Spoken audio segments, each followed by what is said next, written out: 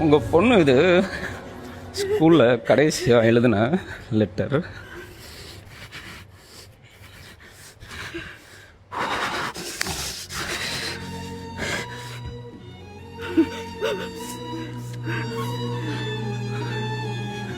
அன்புள்ள அம்மாவுக்கு கண்ணம்மா எழுதும் கடைசி கடிதம். இந்த பூமியில எல்லாம் நல்லவங்க இல்லம்மா. ஆண்கள் இருக்க இதே பூமியில தான் சில அழகர்களும் இருக்காங்கம்மா. வாயை மூடி கழுத்தை நெரிச்சு ட்ரெஸ்ஸை கிழிச்சு சித்திரவதை பண்ணாங்கம்மா. அப்போ இந்த வழிய என்னால சொல்லக்கூட தெரியலம்மா.